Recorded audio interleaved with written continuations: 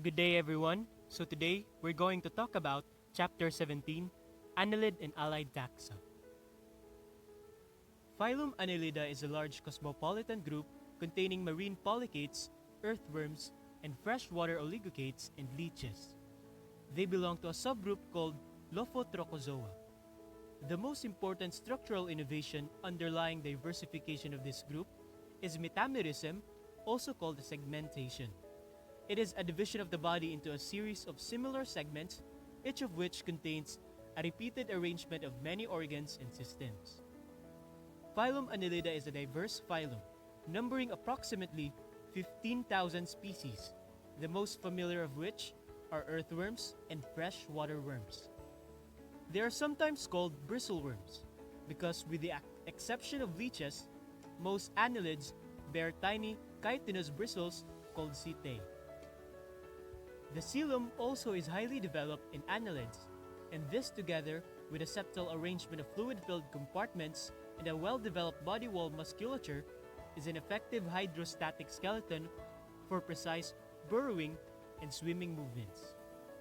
The annelid body typically has two-part head, composed of a prostomium and a peristomium, followed by a segmented body and a terminal portion called the pygidium bearing an anus.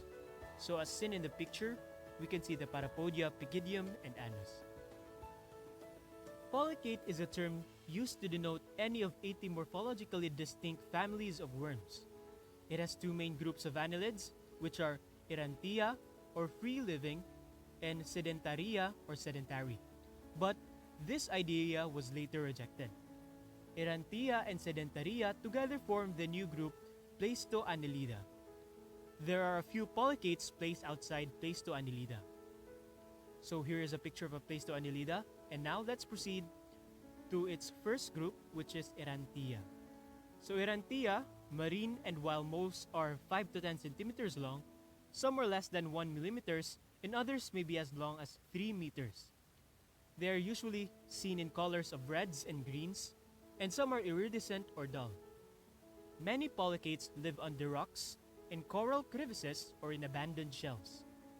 Polychaetes have a well-differentiated head with specialized sense organs, paired appendages called parapodia.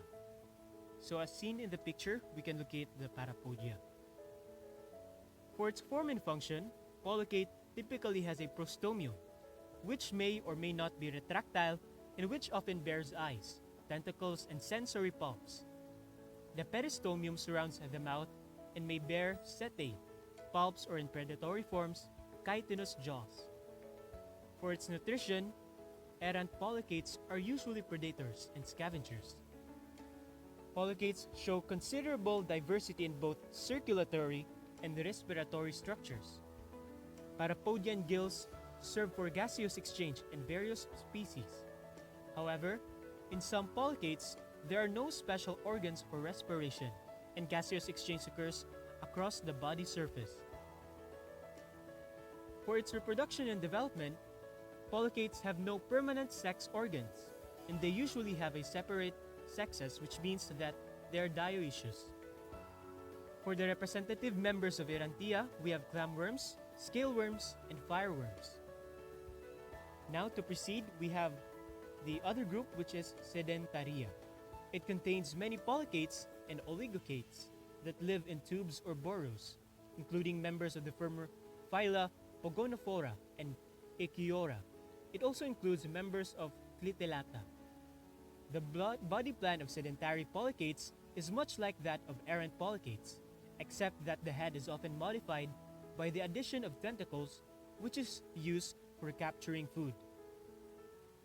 We have tube worms as representative members of Sedentaria.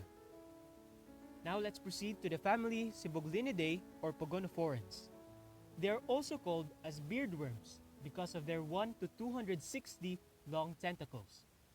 Most siboglinids live in mud on the ocean floor at the depths of 100 to 10,000 meters. This location accounts for their delayed discovery, for they are obtained only by dredging. They are also considered as sessile animals that secrete very long chitinous tubes in which they live, and probably only extend the anterior end of their body for absorbing nutrients. They're noted for their remarkability in having no mouth or digestive tract. They absorb some nutrients dissolved in seawater, such as glucose, amino acids, and fatty acids, though the pinnules and microvilli of their tentacles. Echuridae.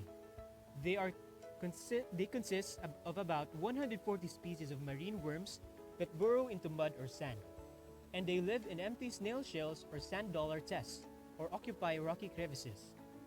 They are cylindrical and somewhat sausage-shaped. Now, we have clade Clitellata. They contain earthworms and their relatives as well as leeches in class Hirudinida. Members of this clade share a unique reproductive structure called clitolum, a ring of secretory cells in the epidermis that appears on the worm's exterior as a fat band around the body, about 1/3 of the body length from the anterior end. They also lack parapodia and all are hermaphroditic animals that exhibit direct development, and their young develop inside a cocoon. Now to proceed, we have oligochaetes.